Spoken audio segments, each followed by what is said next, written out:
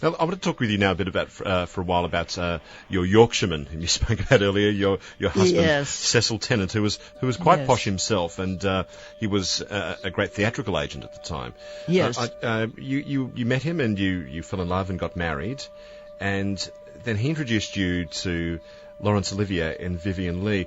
Because he was taking care of their career, their home affairs. He was a very intimate, close friend of theirs, and was sort Vivien of Leigh, nannying them. Was Vivien Leigh at that stage starting to deteriorate mentally, or was she okay when you first met her? No, she was okay. Fascinating character. Extraordinary, beautiful, charming, adorable, wonderful friend. And she really valued friendship and was always, even through her sickness, very loyal to her friends. But when she was getting sort of really, really sick, it was ups and downs.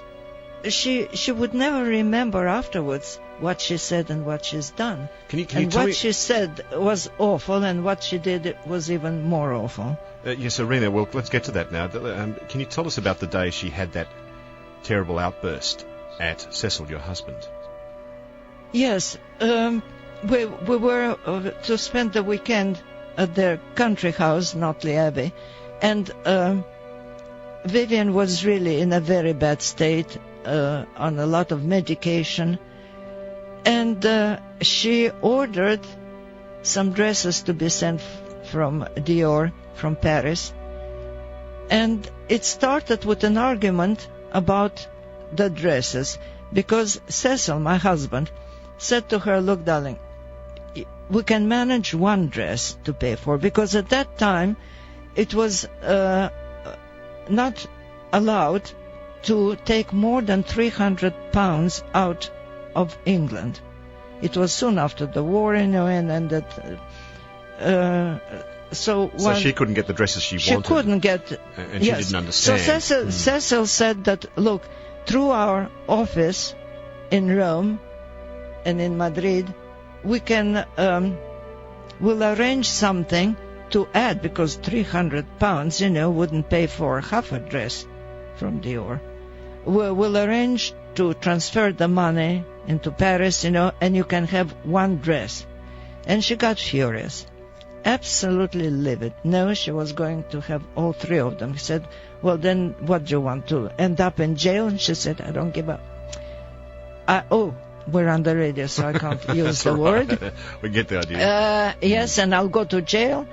And then she sort of like collapsed into some kind of a semi-doze sleep on the sofa while we just sat, Larry and Cecil and me. And then suddenly she sort of woke up, her eyes wide open, and was, to start with, she cursed Cecil with 4-letter words and said, "Who do you think you are?" And then pointedly, in a very low, hissing voice, said, "When I die, I shall take you with me." But the way it was said, and the whole vibes in the room, there was something awful, something like and that effectively a happened, presence, didn't it? a present, yes, like an evil presence in the room, which really put ice into our hearts, and Larry's and mine and Cecil's. And when the terrible thing happened, it was the day of her funeral.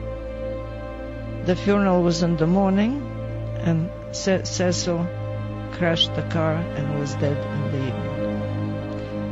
So he did indeed die on the day of her funeral. Yeah. Extraordinary story. And you write in your book he seemed to be pale and strange all day, that day of the funeral. Yes. And wouldn't let you go either. They wouldn't let me go, and we had a very bizarre conversation in the morning. Really bizarre. So it came true. It must have. It seems well, bewildering and strange. Coincidence, or is it superstition, or is it something in it? We'll never know. There is nobody can tell us or answer But it's the something that you are question. left with, isn't it? It's something you live with. I'm left and with, you've had to deal and with. you know, I mean, I can't get rid of the sound of that voice and what was said, and you know, there isn't a day that passes that I don't see that road and the 2 ambulances and the whole horror of it. Yes. Irina, it's an amazing story. It's